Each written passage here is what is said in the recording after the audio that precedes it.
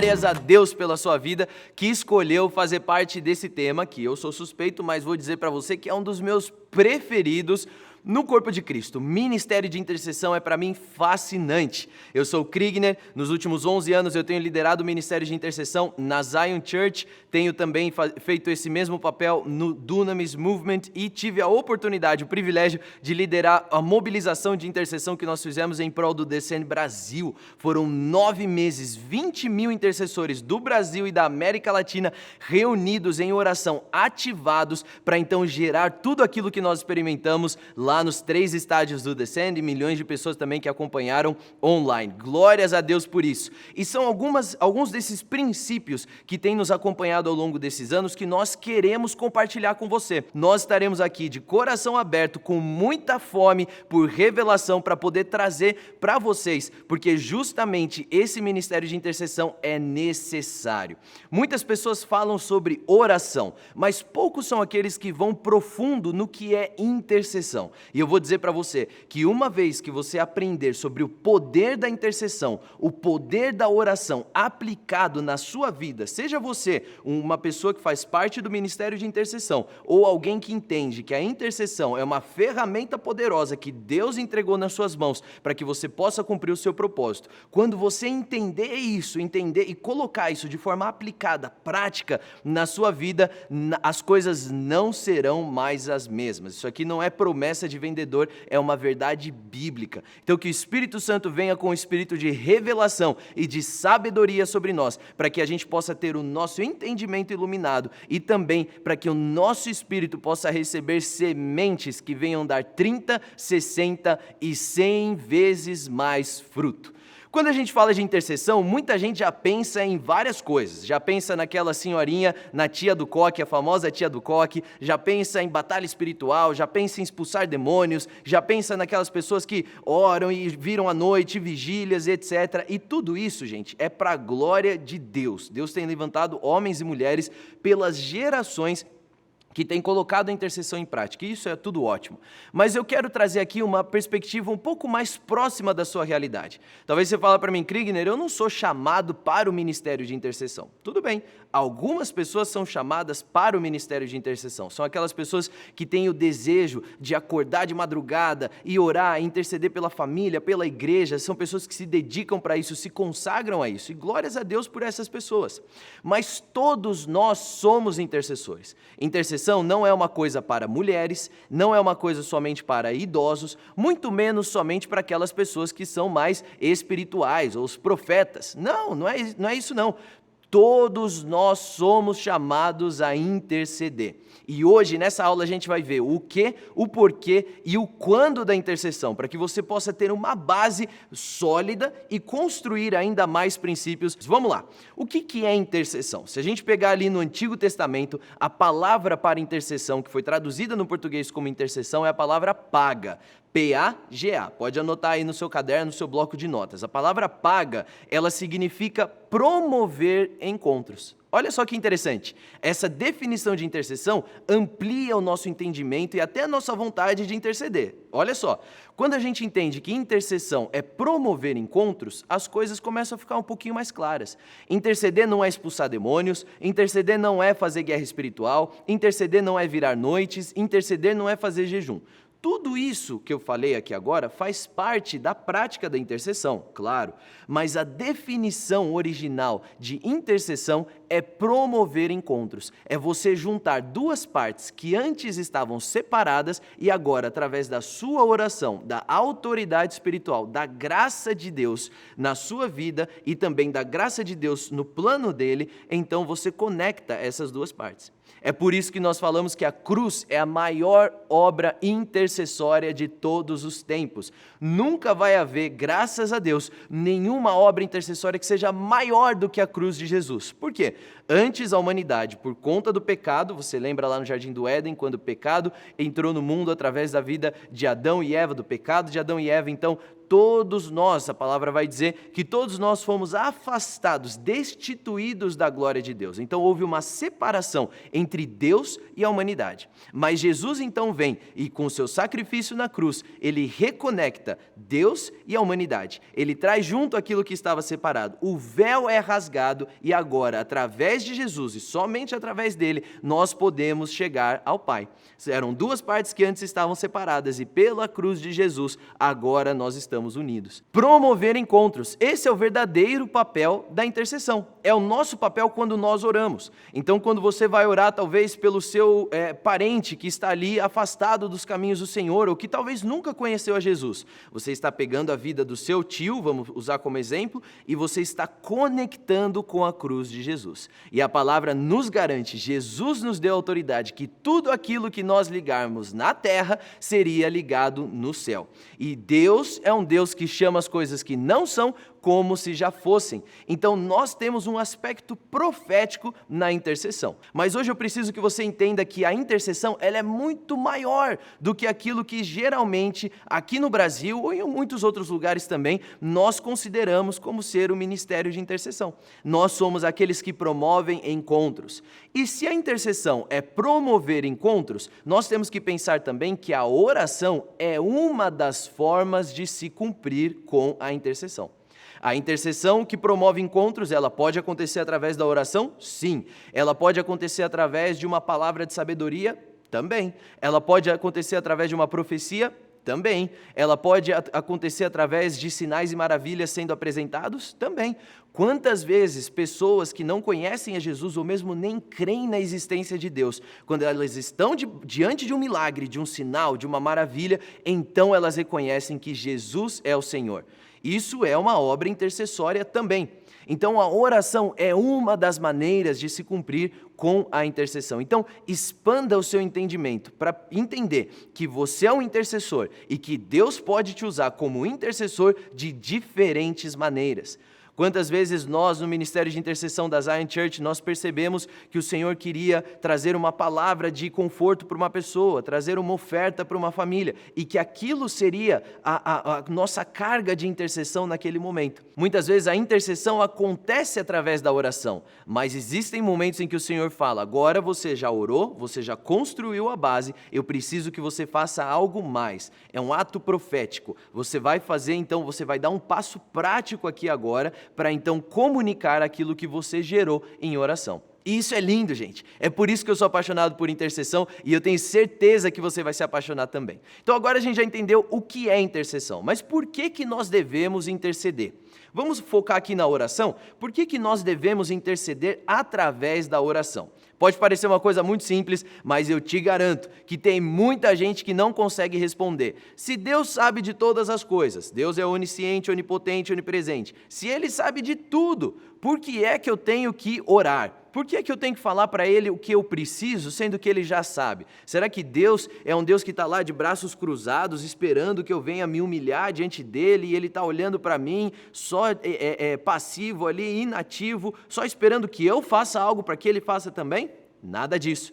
Nós cremos num Pai bom, num Pai que nos conhece, Ele sonda o nosso coração, Ele esquadrinha tudo que há em nós, Ele conhece o mais profundo, até coisas que você mesmo não conhece sobre você, Ele já conhece, mas ainda assim, Ele escolhe trabalhar em parceria com você, e a oração é um veículo poderoso para isso. Então, eu quero te dar aqui 3 razões por que nós oramos. Por que nós oramos? Basicamente, primeira razão, nós oramos porque é bíblico. A Bíblia está cheia de instruções, de Gênesis até Apocalipse, nos ensinando a orar, a apresentar ao Senhor as nossas súplicas, as nossas petições, as nossas ações de graça, nós manifestando a nossa gratidão, manifestando o nosso amor, a nossa dependência a Ele. Olha lá em 1 Timóteo, no capítulo 2, no versículo 1 ao versículo 4, ele diz o seguinte: antes de tudo, recomendo que se façam súplicas, orações, intercessões e ação de graças por todos os homens, pelos reis e por todos os que exercem a autoridade,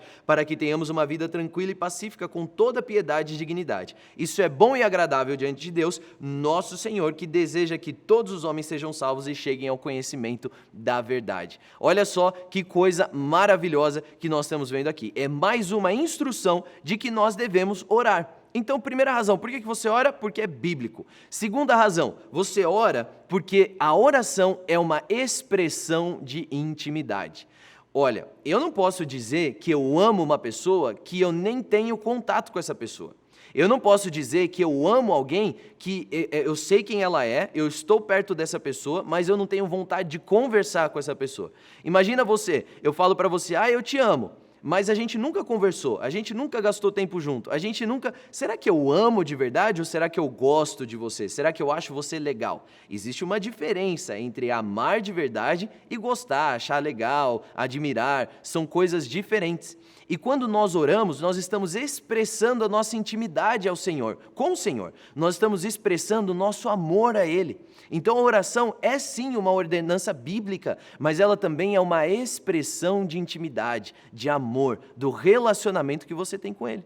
Se você não tem uma vida sólida de oração, você precisa se questionar, Senhor, será que o meu amor está se esfriando por Ti? Será que o meu amor está se apagando? E aí você tem que orar para que Ele venha incendiar o seu coração mais uma vez. Mas percebe como a oração, ela é chave para esse processo? A oração é uma expressão de intimidade. Salmo 73, o salmista ele está aflito, ele olha para tudo aquilo, ele percebe que o ímpio prospera, ele percebe que existem coisas acontecendo que não deveriam estar acontecendo. Ele fala, Deus, eu estou aqui trabalhando, servindo ao Senhor e fazendo o meu melhor, e as pessoas que são ímpias, que não seguem a tua lei, pessoas que são corrompidas, elas estão tendo sucesso. Como assim, Deus? Isso não faz sentido. Mas olha lá no versículo 16 e 17, olha a conclusão que ele chega, ele diz, quando pensava em entender isso, ele estava tentando entender o destino, o propósito do ímpio, foi para mim muito doloroso, até que entrei no santuário do Senhor, então entendi o fim deles. Tem certas coisas que você só vai entender, coisas que você só vai compreender ou mesmo perceber quando você estiver na presença de Deus. Então, a intercessão, a oração, ela é uma ordenança bíblica, mas ela é também uma expressão de intimidade. E esse lugar da presença de Deus ao seu redor, esse lugar da presença de Deus em você, de intimidade com Deus, o lugar secreto, ele é necessário para que você possa conhecer a Deus, amar a Deus, crescer em Deus e então ser cada vez mais parecido com Jesus.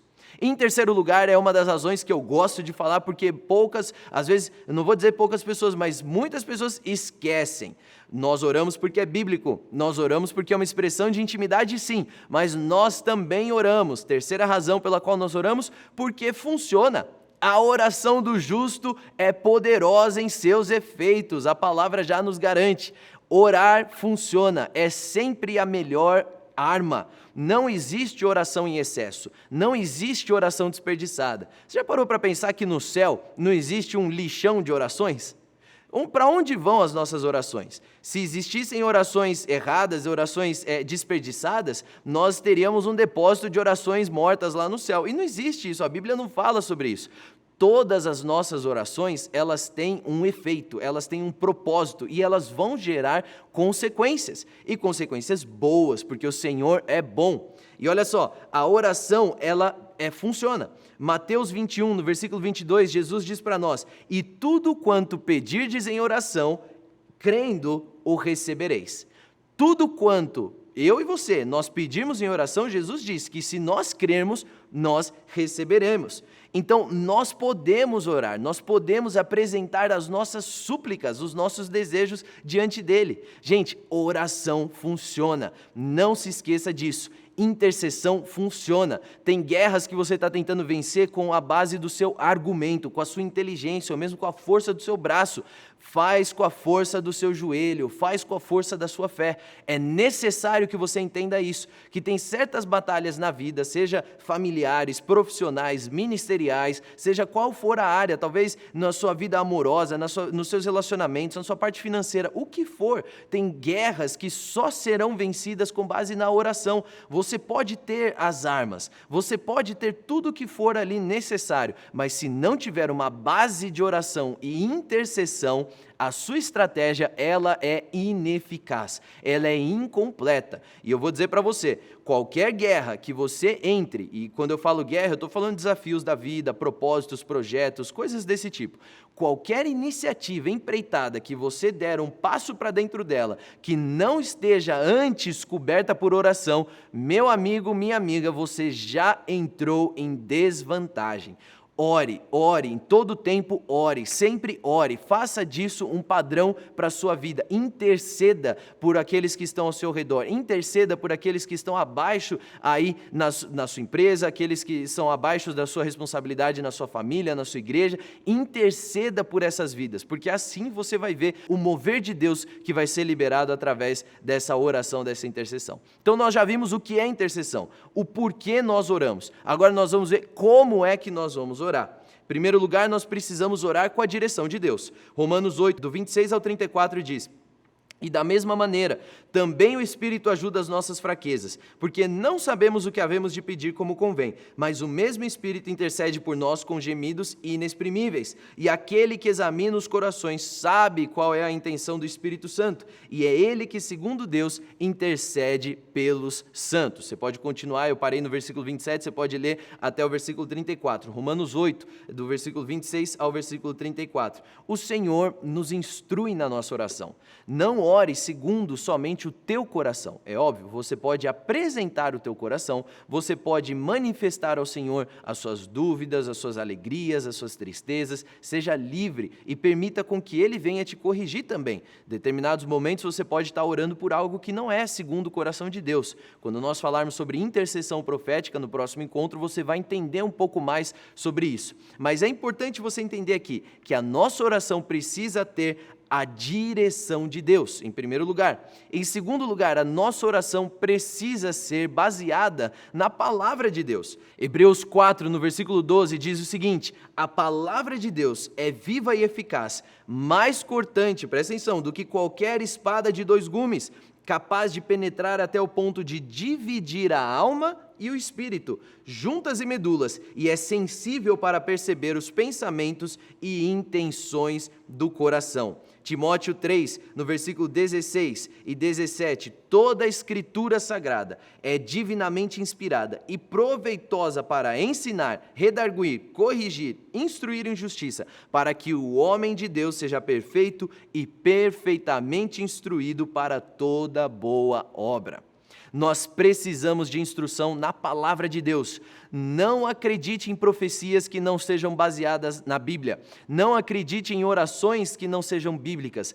Toda oração que nós fizermos precisa estar alinhada com os princípios, com as instruções, com aquilo que a Bíblia nos diz. Não existe nada que você possa precisar na sua vida que não esteja ali contemplado pela palavra de Deus, pela Bíblia, de capa a capa. Eu fico muito alegre e feliz em saber disso, como Deus é perfeito e deixou para nós a palavra dele, que é completa. Ela não falta nada, não está faltando explicação, não está faltando complemento, ela é completa e ela nos instrui. Ela foi escrita há milhares de anos atrás, mas até hoje ela é atual. Então, para você orar, ore com base na palavra de Deus. Para você interceder, interceda com base na palavra de Deus. É a melhor maneira de você saber que você não está orando de acordo com o teu coração, mas sim de acordo com o coração de Deus. Em terceiro lugar, como é que nós vamos interceder?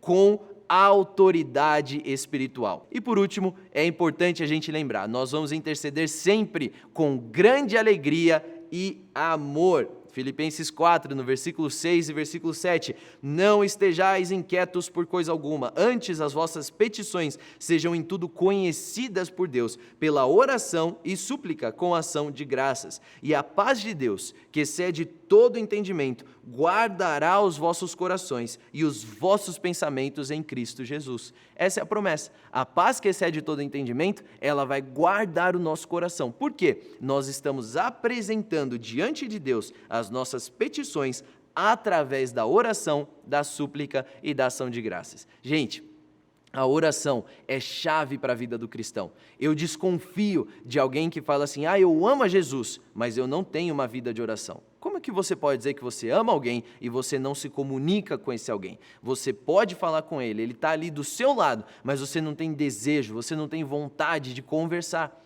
Orar é conversar, interceder é promover encontros. Nós estamos então colocando em prática um princípio bíblico, trazendo a realidade dos céus aqui na terra através da intercessão.